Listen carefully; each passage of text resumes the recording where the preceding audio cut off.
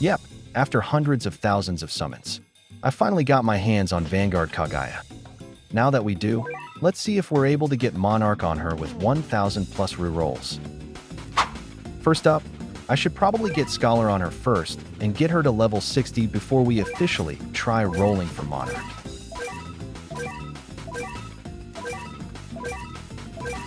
There we go. Now let's level her up.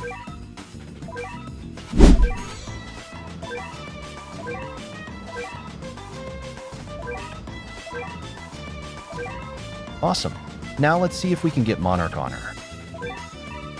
Before we do, I'd like to mention that you also get a free banner for your profile once you get Kagaya. Unfortunately, it doesn't give you a title like the Gogeta Vanguard does when you pull for him back then. Here it is. It looks pretty dope.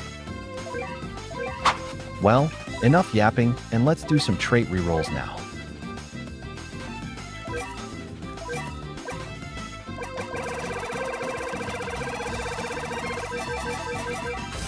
Not what we're looking for, but let's keep going.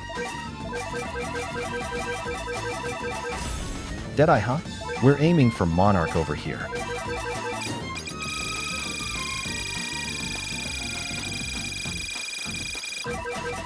Now we're closing in on 1,000 trait rerolls. This ain't looking that bad so far, so let's keep going.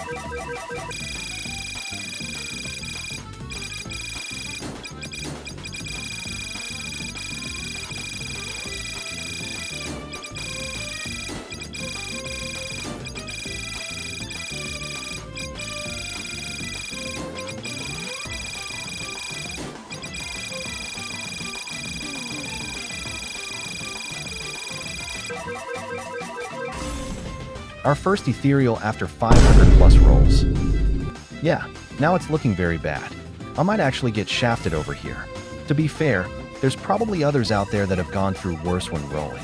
Nonetheless, let's keep going.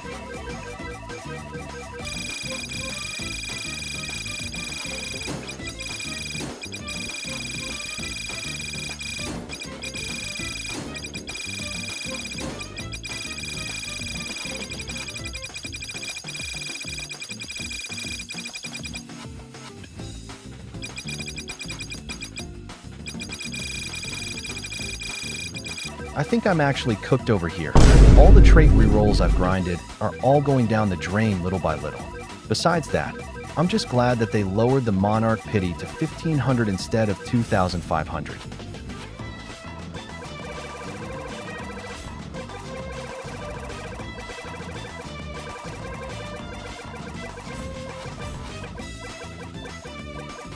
Bruh, last 10 rerolls. Please give me Monarch, Anime Vanguards. Last reroll, let's see what it is.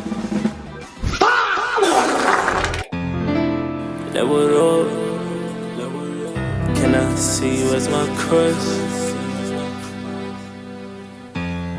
I will not. Well, there you guys have it. 1,000 plus rerolls and no Monarch. But am I gonna stop?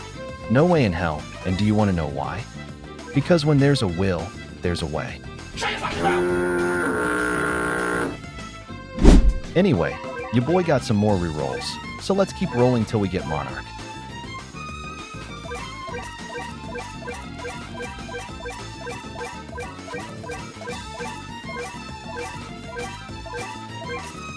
Great, we back at Scholar again. Bruh. I'm sorry, Scholar, but my Kagaya is already max level thanks to your help, but I don't need you anymore. Alright then, let's keep rolling.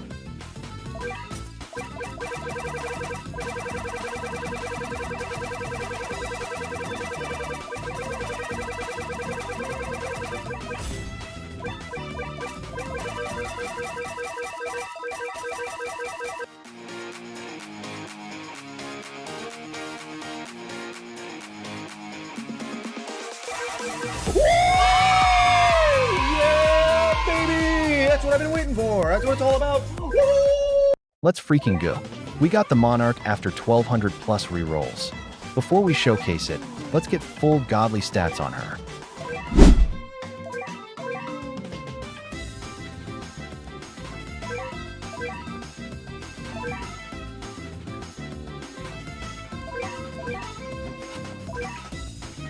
Nice.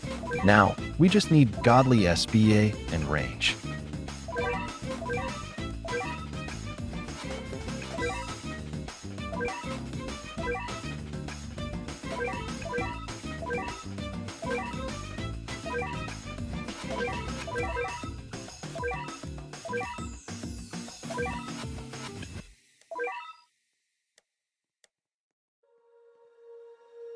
When you feel it's hopeless, when you think that you're lost, oh, I will take your hand and we'll rise up from the dust. Oh, here we go, go, go, let us heal and grow. You won't be alone, we're unstoppable. Awesome. Now that's a full godly stat. Now it's time to showcase Kagaya. I also don't have any familiar equipped on her, just to let you know. So she cost 3,500 yen to place down, and here is her first attack animation.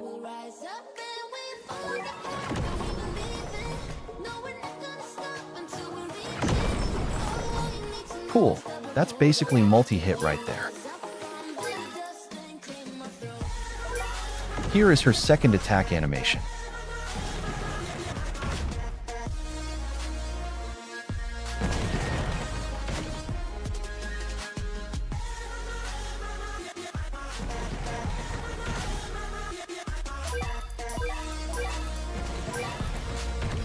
Here is her third.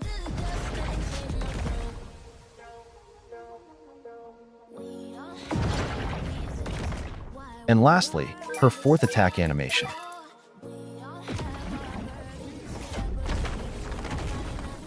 Amazing. And now this is her max upgraded with Monarch and Godly stats, and without any buffs. Here are her passives. Pause the video if you need to read them. As her elemental affinity passive does say, she has all the elements based off of your current equipped team. Now here are the domains. Again, pause the video if you need to read them. Let's activate the fire domain first. Basically, the fire domain burns all enemies on the map for 35% of this unit's damage for 8 seconds.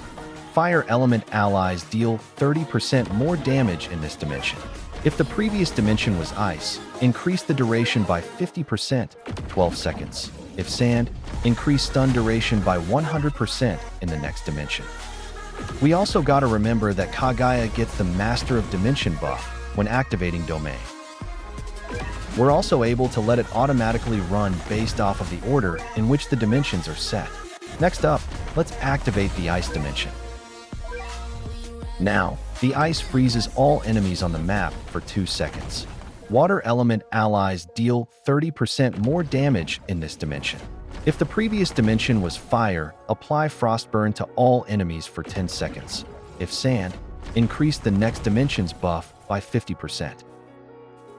Since I'm going to use Sand Dimension next, let's place down a Blast unit because Sand Dimension also buffs Blast units' damage by 30%, but it could get a 60% damage buff as well since the normal 30% buff still applies along with the Blast 30% buff. Let's activate Sand Dimension now. For Sand, it repulses all enemies on the map. Blast allies deal 30% more damage in this dimension. If the previous dimension was Ice, buff all allies on the map for 30% damage. If Fire, deal damage equal to 50%.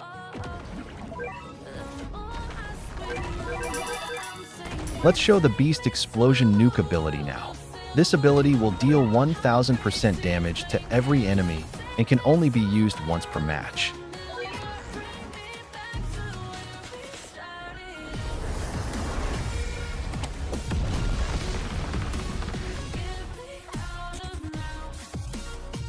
That's nice. Definitely good for boss killing, I suppose. Let's use Ice Dimension, then Sand Dimension for the complete 30% ally damage buff. So these are my other unit stats without the Sand Dimension buff, and since none of my units equipped right now are not water element, they won't be receiving any damage buff in the Ice Dimension. I'll also mention that I don't have the Gojo Glasses Vanguard Familiar equipped on Gojo, so these are pretty much his stats right now with just Monarch and a not so good Familiar on him. Another thing is, if the previous dimension was sand before ice, it gives a 50% buff on the next dimension, likely damage, but it doesn't specify. Since my Gogeta is Blast Element, it's receiving the most buff here. If you want to maximize damage buff with Kagaya, do Ice Dimension, then Sand, then Ice, and back to Sand. Using Ice Dimension before Sand will give your whole team 30% damage buff. Then when you go switch back to Ice, and since the previous dimension was Sand, the next dimension after the current Ice Dimension will receive a 50% buff according to the description. However, I tried this out and apparently it didn't work since my units were to receive an 80% buff in total instead of 30%, unless they don't add it up and 30% damage changes to 50% damage after the second ice switches to second sand dimension from doing first ice and first sand dimension. That was a lot to uncover, but my apologies if you guys didn't follow with what I said. Anyway, another cool thing about Kagaya that I wanted to show is that because of Kagaya's God of Shinobi passive, she's able to teleport to an enemy anywhere on the map, meaning if there are some enemy leak, she can teleport to them after activating one of her dimension. And now look, I placed her in the back where she isn't able to attack, and now she's all the way over here at the enemy spawn after I activated the dimension. So she's basically Gogeta when she's able to teleport around. But yeah, overall, I think Kagaya is a very good unit overall since she's versatile, both in DPS and providing support. She's able to buff units with good DPS and teleport around the map where an enemy may leak, which makes her very useful, so you don't have to sell her and place her again where the enemy leak may be. Anyway, that's pretty much it for this video. And by the time this video is uploaded, Update 8.5 would have been released or close to release by now. I uploaded this video pretty late, as well since I got Kagaya weeks ago before uploading this video. And if you'd like to support me and my channel and want to see more of my upcoming videos, consider liking and subscribing. We're almost at 1,000 subs, so let's get there before 2026. Anyway, your boy Royal Courtier out. Have a good rest of your day or night. Bye.